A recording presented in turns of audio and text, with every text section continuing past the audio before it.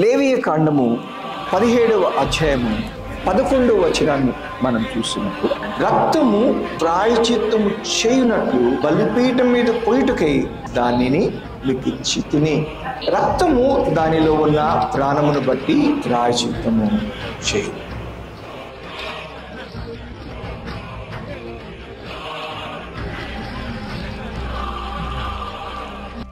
ఆది కాండంలో యాకోబు ఒక స్టేట్మెంట్ ఇచ్చాడు.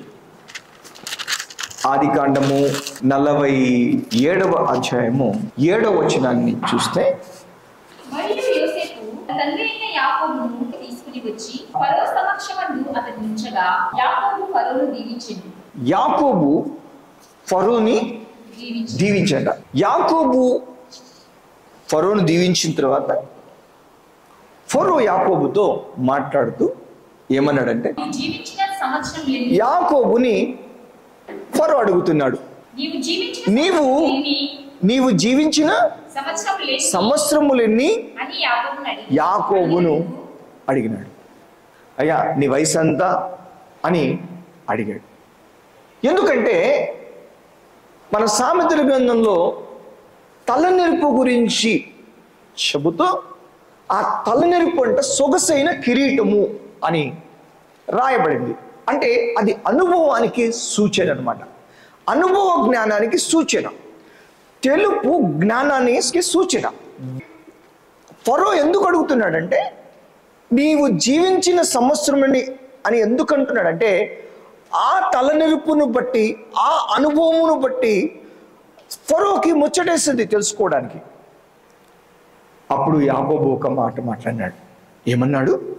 యాకోబు, నేను యాత్ర చేసిన సంవత్సరంలో 130, నేను యాత్ర చేసిన సంవత్సరంలో 130, నేను జీవించిన సంవత్సరములు కొంచెముగాను దుఃఖ సహితమైనవిగా ఉన్నాయి. అక్కడ మీరు చూడండి, ఫరో అడిగిన ప్రశ్న చూడండి, నీవు జీవించిన సంవత్సరములు ఎన్ని అని అడిగినాడు. ఈయనేమన్నాడు? ఆ దినముల్ని ఏం చేసినట్టే విభాగించినాడు. మీరు గమనించినారా? ఆ దినములను విభాగించినాడు.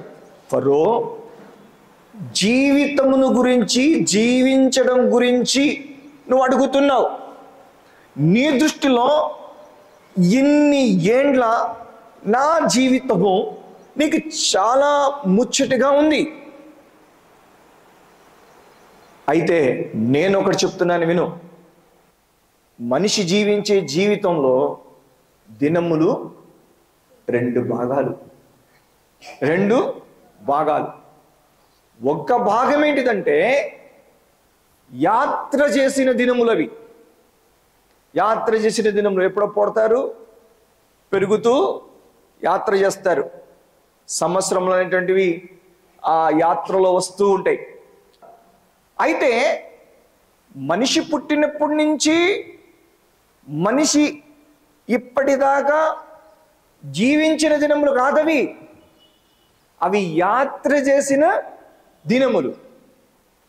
అయితే జీవించిన దినములు మాత్రం కొద్దిగా అని చెప్పన్నాడు. ఇప్పుడు ఏమంటున్నాడు చూడండి, ఇంకా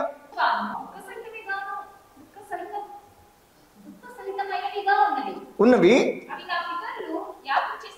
ఇప్పుడు ఇంకో మాట ఏం చెప్తున్నాడు? అవి నా పితరులు యాత్ర చేసిన దినములలో వారు జీవించిన సంవత్సరములన్నీ కాలేదని చెప్పాడు. ఏమంటాడు? ఇదిగో నా పితరులు జీవించారు, నేను జీవిస్తున్నాను, కానీ వాళ్ళ జీవితం లాంటిది నా జీవితం కాదు. వారు యాత్ర చేసిన దినములలో జీవము కలిగి నడిచిన దినాలు ఎక్కువ. జీవితముగా చూపించిన దినాలు ఎక్కువ. ఇక్కడ ఎంత మంచి మాట చెప్తున్నాడు చూడండి. కానీ నేను బ్రతుకాను, వాళ్ళు బ్రతికారు, కానీ వాళ్ళలా నా బ్రతుకు లేదు అన్నాడు. వాళ్ళలా నా బ్రతుకు లేదు. కీర్తన గ్రంథంలో కీర్తనకారుడు అంటాడు, మరణం నుండి స్మరణకు రాని వారి వలె అయిపోయాను. ప్రేతలు నిన్ను స్తుతించరు, మృతులకు నీవు అద్భుతాలు చూపవు. నేను ఎలా అయిపోయానంటే ఒక బతుకుతూ చనిపోయినటువంటి వ్యక్తిలాగా ఉన్నాను అని చెప్పి అంటాడు. బతుకుతూ చనిపోయిన వ్యక్తిలాగా ఉన్నాను అని చెప్పి అంటాడు. ఆ జీవితాన్ని బట్టి ఎంత మాత్రము సంతోషం లేని వ్యక్తిలాగా ఆ కీర్తన గ్రంథములో ఆ అధ్యాయము కొనసాగుతుంది. యెషయా గ్రంథంలో కూడా 59వ అధ్యాయంలో బాగుగా బ్రతుకుచుండియు చచ్చిన వారి వలె ఉన్నాము అని చెప్పి అంటున్నాడు. మాకు వెలుగు ఉన్నప్పటికీ కూడా వెలుగులాగా లేదు, మాకు బ్రతుకున్నప్పటికీ కూడా బ్రతుకులాగా లేదు. మృతులకు నీవు అద్భుతాలు చూపిస్తావా, నేతలు నిన్ను స్తుతించుదురా అన్నాడు. బైబిల్ ఏదైనా మాట్లాడితే వార్తాపత్రికల్లాగా మాట్లాడదు, లోపల ఏదో ఉంటది.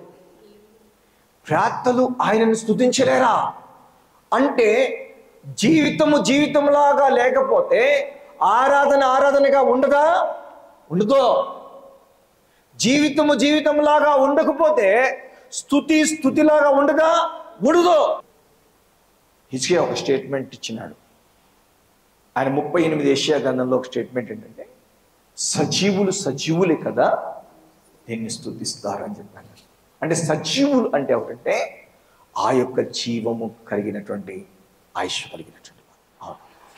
ఈరోజు మనుషులు ఏ విధంగా ఇలాగా బాగుగా బ్రతికుండి చచ్చిన వారి వలె ఉన్నారంటే ఎఫెసీ పత్రిక 2లో రాయబడిన విషయం 2 మొదటి వచనం, మీ అపరాధముల చేతను పాపముల చేతను మీరు చచ్చిన వారై ఉండగా.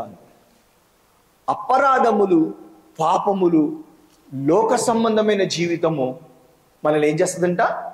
చచ్చిన వారి వలె చేస్తుందంట.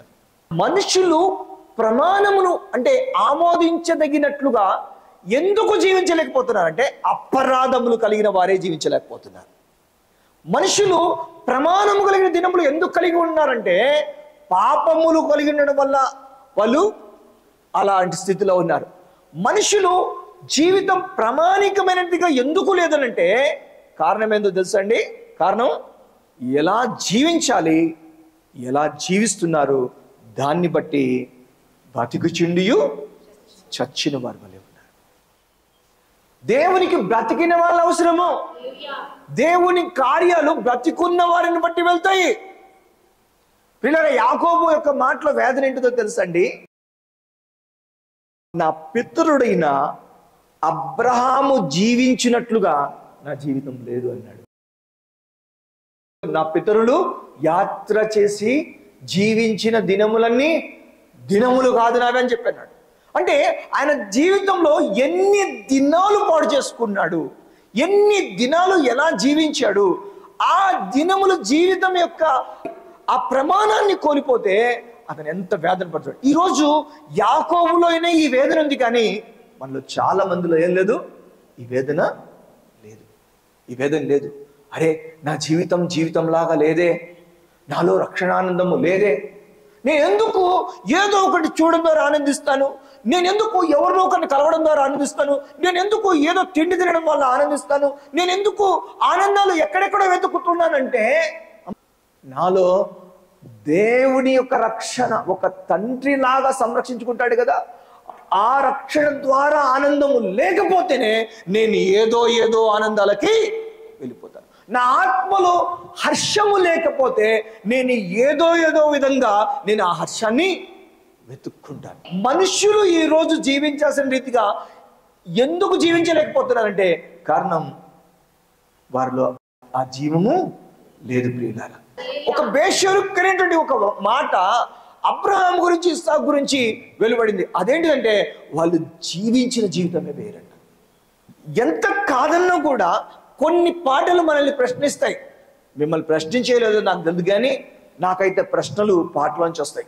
ఆ పాటల్లో ఉన్నటువంటి అనుభవాలు ఒక్కసారి అడుగుతాయి. ఏంటంటే నీ అనుభవం కూడా ఇదేనా అని అడుగుతాయి. మనకు తట్టినప్పుడు మనకు ఆ ప్రశ్న వస్తుంది, నిజమేనా నా జీవితము జీవిస్తున్నట్లుగా ఉందా? నా దినముల పరిమాణం అయితే ఒకవేళ బతుకుతే 70 సంవత్సరాలు బతుకుతానేమో, ప్రమాణపు దినాలేవి నిజముగా బ్రతుకుతున్నట్లు బ్రతికిన దినాలేవి? దేవుని అద్భుతాలు చూస్తూ దేవునికి సాక్షిగా జీవించే దినములేవి? దైవ కార్యాలు తీసుకొచ్చే దినములేవి కదా?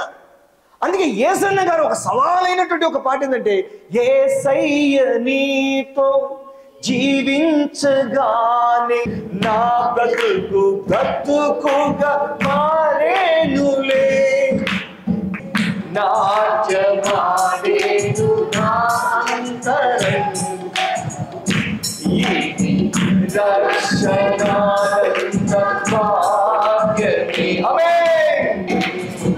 నాట్యమాడేను నా అంతరంగము, ఈ దర్శనానంద భాగ్యమే. సుగుణాల సంపన్నుడా,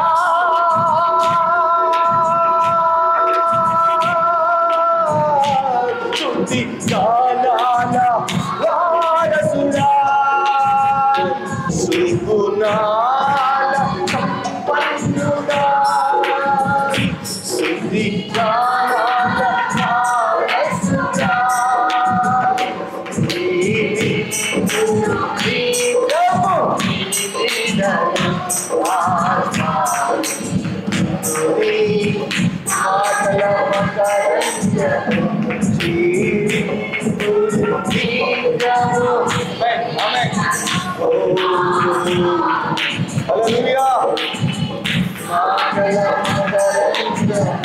దేవుడు అలాగే బ్రతకాలనుకుంటాడు.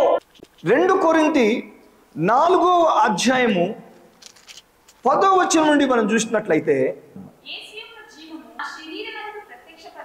పాపాలు, అపరాధాలు, లోక సంబంధమైన జీవితము, దుష్ట సాంగత్యము, ఆత్మీయమైన జీవాన్ని తీస్తూ ఉంటే, దేవుడు తన పోలిక చొప్పున తన స్వరూపములో మనిషిని చేసుకొని నాసికారంధ్రంలో జీవవాయువు ఊదగా జీవాత్మ అంటే జీవించు ఆత్మ అయినాడంట, జీవించువాడైనాడంట.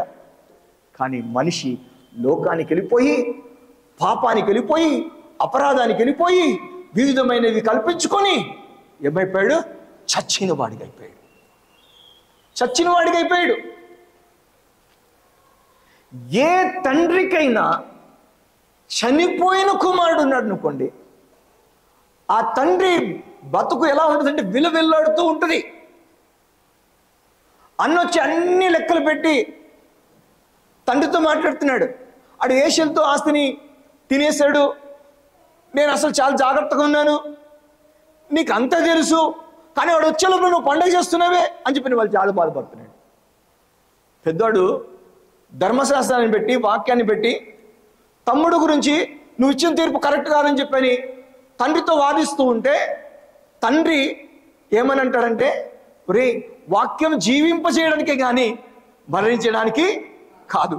ఈ నీ తమ్ముడు, ఈ నా కుమారుడు, వాడు చనిపోయి బ్రతికాడు అని చెప్పి అంటాడు. హల్లెలూయా. ఎందుకో తెలుసా పండుగ?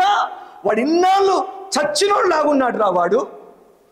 దేవుని కార్యాలకి, దేవుని కార్యాలు ముందుకు తీసుకుపోయేటువంటి ఆ బ్రతుకుకి అంతటికి దూరంగా చచ్చిన వాడు లాగా జీవించాడు రా వాడు. కానీ వాడు ఈరోజు ఏమయ్యాడు తెలుసా?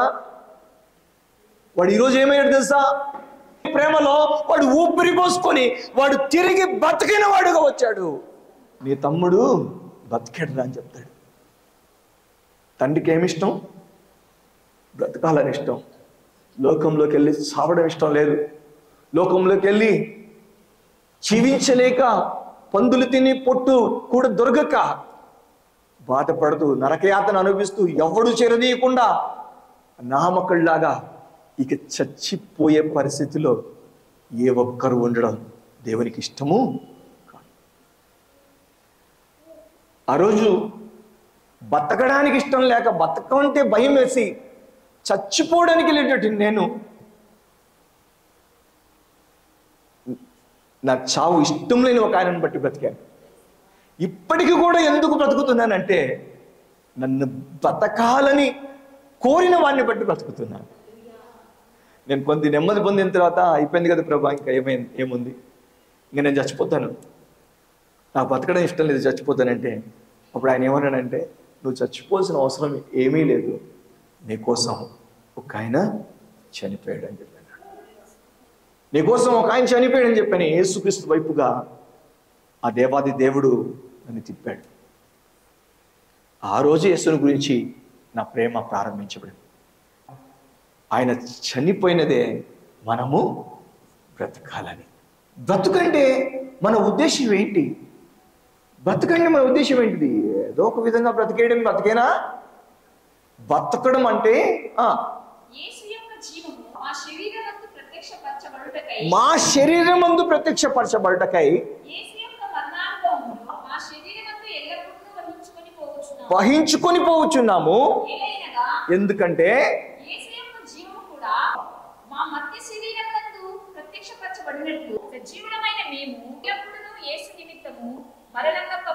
మరణమునకు అప్పగించుకుంటున్నామంట. ఎవరు సజీవులండి? ఎవరు సజీవులు? సజీవులు ఎవరు? స్తుతించే వాళ్ళు, ఎవరు దేవుని అద్భుతాలు చూసేటువంటి వాళ్ళు. చెబుతున్నాను వినండి, పరిశుద్ధాత్మ దేవుని యొక్క ప్రత్యక్షతలో ఎవరు సజీవులంటే ఆయన మరణానుభవంలోకి వెళ్ళి మత్స్య దేహములలో జీవమును కనపరిచేటువంటి వాళ్ళు సజీవులు. ఈ మాటను సరిగ్గా అర్థం చేసుకుంటే సమర్పణగా జీవించేవాడే నిజమైన సజీవుడుగా ఉన్నాడు. అర్థమవుతుందండి? కొరంతీయులంట, వాళ్ళని గురించి మనం బైబిల్ చూస్తే వాళ్ళు అవిధేయులంట. వారిని చూస్తే ఎన్ని విషయాలు ఉన్నాయి వాళ్ళని గురించి.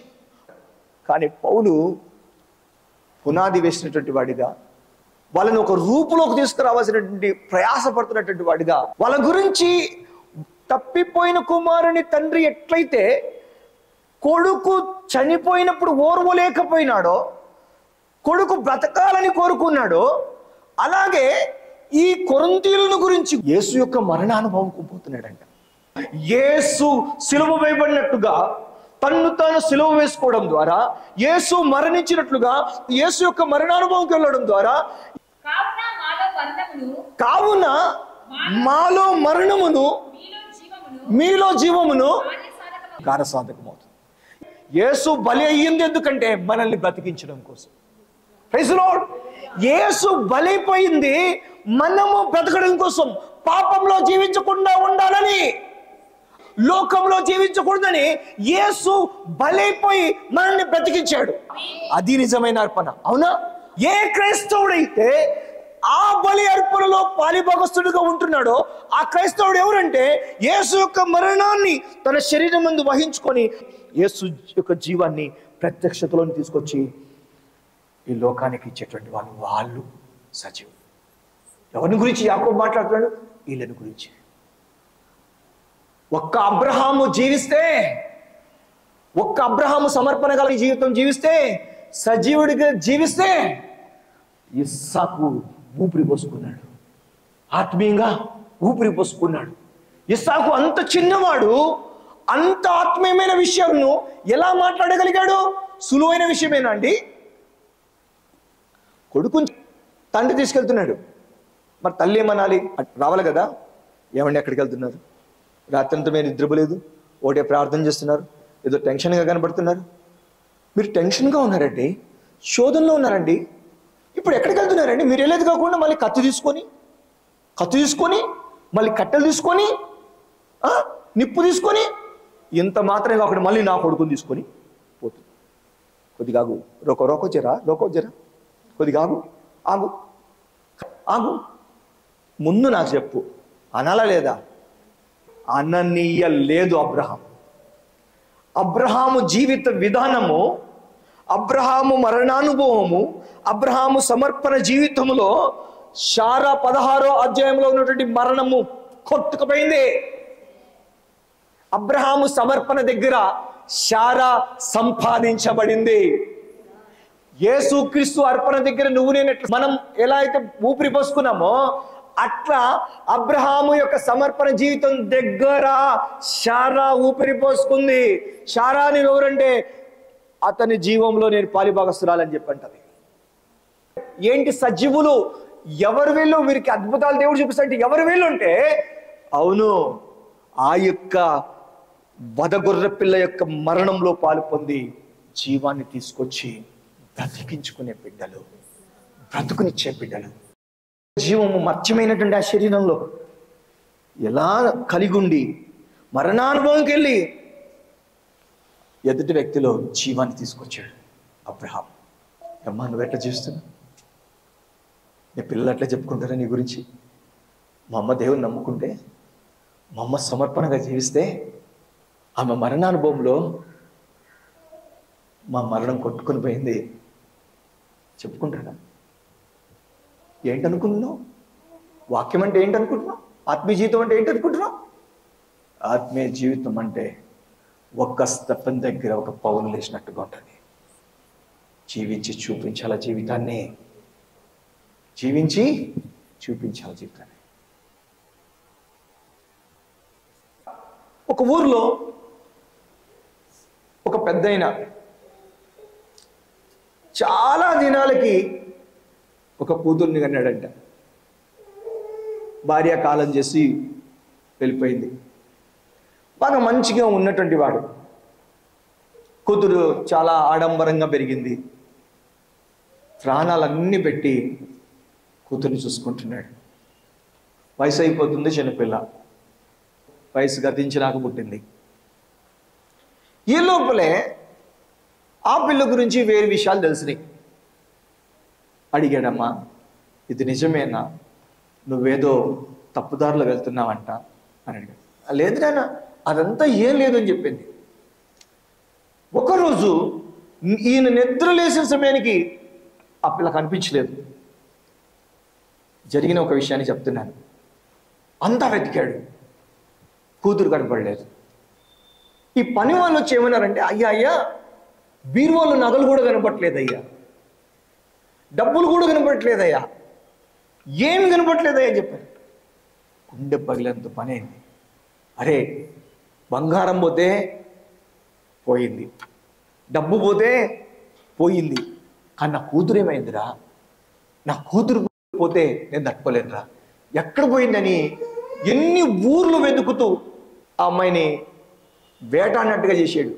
కానీ ఎక్కడ ఆ అమ్మాయి కనిపించలేదు. ఈ అమ్మాయి ఒక వ్యక్తితో చాలా దినాలు అయిన తర్వాత అడిగింది, ఏమయ్యా, నన్ను తీసుకెళ్ళి గొప్పగా చూసుకుంటానన్నావు కదయ్యా, ఒక మంచి స్థితిలో నన్ను మా నాన్న దగ్గరికి తీసుకెళ్తానని చెప్పన్నావు కదయ్యా, నీ జీవిత విధానాన్ని బట్టి మా నాన్న ఒప్పుకునేలాగా కొంత టైం కావాలన్నావు కదయ్యా, దినాలన్నీ అయిపోగొట్టావు కదయ్యా, బంగారం అంతా అయిపోయింది కదయ్యా, ఎప్పుడయ్యా నువ్వు చేయాల్సింది చేసేది? ఎప్పుడు మా నాన్నని చూపిస్తావయ్యా నువ్వు? మా నాన్నకి ఇష్టం లేని పెళ్లి చేసుకున్నాను, నువ్వంటే ఇష్టపడి. అయ్యా, ఎప్పుడయ్యా మనం ఉండాల్సిన రీతిలో ఎప్పుడు ఉంటా? నువ్వు చెప్పినవన్నీ ఎప్పుడు జరుగుతాయని చెప్పంటే చెప్పాడు, అమ్మా, మన దగ్గర ఉన్న డబ్బు అంతా అయిపోయింది, బంగారం అంతా అయిపోయింది, ఇప్పుడు దాకా నేను ఎంతో ప్రయత్నం చేశాను, అవ్వలేదు, నాకు ఇప్పుడు డబ్బు లేదు, ఇప్పుడు అవకాశం వచ్చింది, కానీ ఇప్పుడు డబ్బు లేదు, బంగారం లేదు, కానీ ఒక్కటే అమ్మా, డబ్బు ఇస్తామంటున్నారు, కానీ నీ భార్య సైన్ చేయాలని చెప్పంటున్నారు, నువ్వేమైనా సైన్ చేస్తావమ్మా అని అడిగాడు. ఒక పిచ్చిది బంగారం అంతా అయిపోగొట్టాడు, డబ్బంతా అయిపోగొట్టాడు, తిండి తినడానికి లేదు, ఇప్పుడు ఏదో చేసేస్తా అవకాశం వస్తుందని చెప్పిన లోపల పిచ్చిది ఏం చేసింది, సరే నేను సైన్ చేస్తానని చెప్పంటే తీసుకొని వెళ్ళాడు. అక్కడ అంతా కూర్చున్నారు, పెద్ద హాలు, లోపల ఈ పక్క గదులు ఆ పక్క గదులు. ఈ వెళ్ళింది, ఆ బయట పూర్తిగా కప్పుకొని అక్కడికి వెళ్ళి కూర్చుంది. ఒక పేపర్ తీసుకొచ్చారు, ఏమా నీకు ఇష్టమేనా అని అడిగారు. ఇష్టమేనయ్యా. వాళ్ళు ఏం అడిగారు, ఈమె ఎందుకు చెప్తుందో, కానీ భర్త చెప్పింది ఏంటిది, డబ్బు కోసం సైన్ చేయమని చెప్పాను. డబ్బు తీసుకోవడం నాకు తెలిసే తీసుకుంటున్నానని చెప్పని చెప్పకపోతే మళ్ళీ డబ్బు ఇయ్యరని చెప్పని, నాకు ఇష్టమేనయ్యా, మరేం సంతకం పెడతావా, రాత రూపకంగా సంతకం పెట్టి ఇస్తావా అని చెప్పాను. పెడతానయ్యా, ఆ రాసేది మళ్ళీ రాసుకుందాం కానీ ఆ అమ్మాయితో సైన్ చేయించుకో అని చెప్పాను. సైన్ చేసేసింది. ఇప్పుడు భార్యతో చెప్పాడు, నేను ఆటో తీసుకొని వస్తా, నువ్వు ఇక్కడే ఉండు, మనం పోదామని చెప్పాడు. కూర్చుంది. అందరు వెళ్ళిపోతున్నారు, ఇష్టానుసారం చేస్తున్నారు, ఎవరు వెళ్తున్నారు, గదులోకి వెళ్తున్నారు, వస్తున్నారు. ఈ అమ్మాయికి భయంగా ఉంది, తల ఉంచుకొని ఉంది. ఒకడు వచ్చాడు, రాగానే అక్కడ ఉన్న ఒక లావుట్ పాట ఆమె, రాయే పో అని చెప్పి. ఏంటి పోవాలేంటి, మా ఆయన వస్తాడు తీసుకెళ్తాడు. ఎక్కడికి పోతావే నువ్వు, ఆ పేపర్ మీద ఏం రాసావు? మీ ఆయన నిన్ను మాకు అమ్మేశాడు, మీ ఆయన నిన్ను మాకు అమ్మేశాడు, నువ్వు అడిగిపోతావు, ఆ డబ్బులు పట్టుకొని వెళ్ళాడు, వాడెందుకు వస్తాడు, పదవే అని చెప్పని దొబ్బితే అది వ్యభిచార గృహం. భయంకరమైన జీవితంలోకి వెళ్ళిపోయింది, బలాత్కారంలోకి వెళ్ళిపోయింది. భయంకరమైన వ్యాధి వచ్చింది, రక్తస్రావం, రోగం, వాసన, అస్సలు తినడానికి లేదు, బతకడానికి లేదు. భయంకరమైంది. జుట్టు పట్టుకొని తీసుకొచ్చి బయట పడేసి వాకలేసుకున్నాను. నీలాంటి దానికి అన్నం పెట్టడం దండిగా అని చెప్పని. ఇప్పుడు ఏది దారి పడిపోయింది, రక్తమంతా పోతుంది, కళ్ళు మూతలు పడిపోయినాయి, మొత్తం అంతా నల్లగా మారిపోయింది. అలాగా రక్తం పోతుంటే అలా కొట్టుకుంటుంది. చాలా సమయానికి మెలకు వచ్చింది, కళ్ళు తెరిచి చూసింది. ఒక హాస్పిటల్లో ఉంది, పైన ఫ్యాన్ కనపడింది, చుట్టూ చూస్తే హాస్పిటల్, ఈ పక్క చూస్తే నానా అని చెప్పి గట్టిగా అరిసిద్ది. అయ్యి నాన్న అని చెప్పి చూసే లోపలే ఆ రక్తం ఎక్కుతోంది. వాళ్ళ ఉండు, ఆ పక్క వాళ్ళ నాన్న ఆయనలో నుంచి ఆ రక్తం వెళ్తుంది, ఆ రక్తం ఈమెలోకి వస్తుంది. అమ్మా మీ నాన్న లేడమ్మా, మీ నాన్న చెప్పాడు. మీ నాన్నకి చెప్పామమ్మా, ఈ వయసులో రక్తం ఇస్తే సస్తావని చెప్పాను, నీ రక్తం దొరకదు మా దగ్గర లేదని చెప్పాం. అయితే నేను ఇస్తానని మీ నాన్న వచ్చాడు.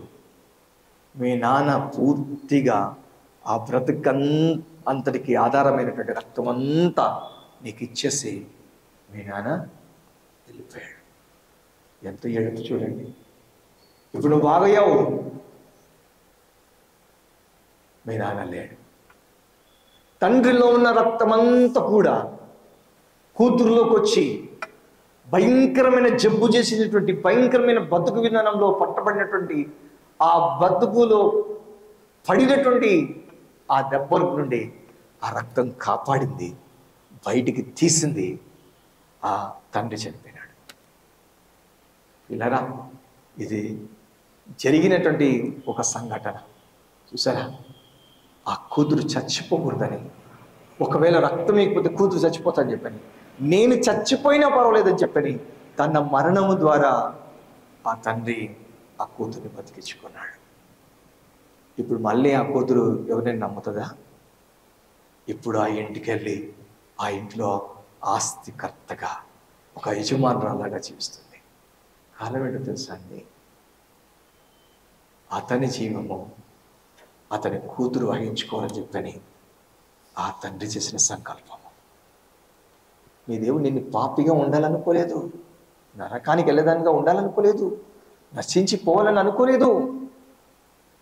నీ అర్పణ అనుభవం ద్వారా అనేకులు సజీవులుగా చేసుకుంటావని, పుట్టకుండా వయసు వచ్చి రాకముందే వాడు ఎంత ఆత్మీయ విషయాలు మాట్లాడుతున్నాడు, అట్లాంటి వాళ్ళని తయారు చేయాలని చెప్పని, నీ జీవిత భాగస్వామిని మార్చుకుంటావని, నీ బ్రతుకు మూలంగా ఆయన కార్యాలన్నింటినీ చేసుకోవాలని, నీ బ్రతుకుగా ఉండాలని ఆయన సిలువలో మరణించి నిన్ను బ్రతికించుకున్నాడు. యెషయా-గ్రంథం 53:12 చూస్తున్నట్లయితే, ఏలైనగా మరణము నొందునట్లు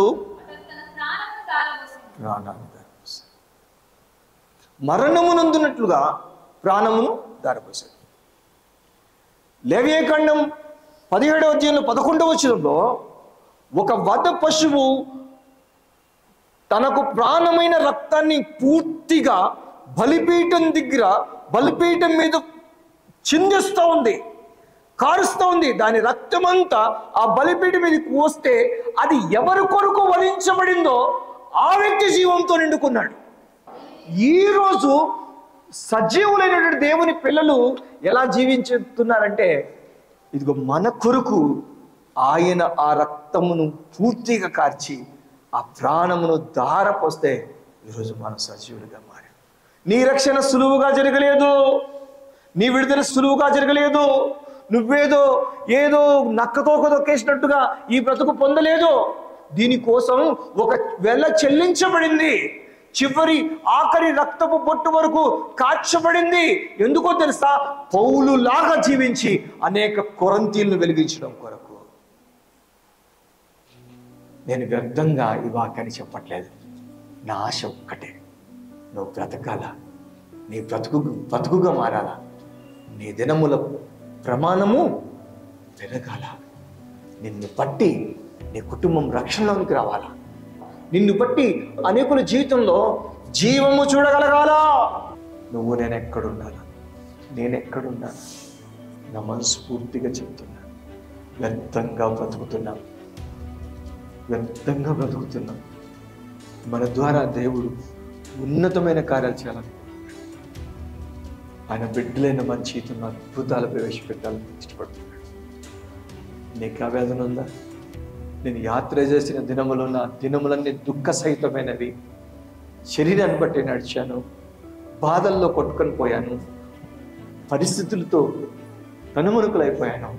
అయ్యో, దినాలన్నీ పోయినాయి.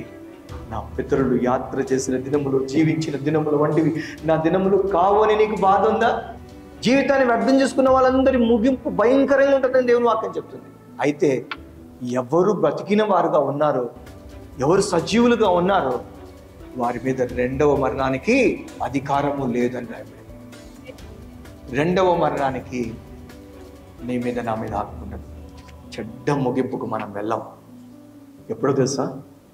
మనం కూడా అబ్రహాం లాగా రక్తము చెల్లించబడుటలో తన కొడుకుని రక్షించుకున్నట్లుగా, ఆ అర్పణ యొక్క అనుభవంలో, మరణానుభవంలో తన భార్యను రక్షించుకున్నట్లుగా, తన ఇంటి వారందరినీ రక్షించుకున్నట్లుగా, సజీవుడై సజీవ కార్యాలకు వెళ్ళినట్టుగా ఎవరు జీవిస్తారో వారి మీద రెండవ మరణానికి అధికారము లేదు. మన దినాలు ఎలా ఉన్నాయి? ఒక్క నిమిషం మోకరించండి.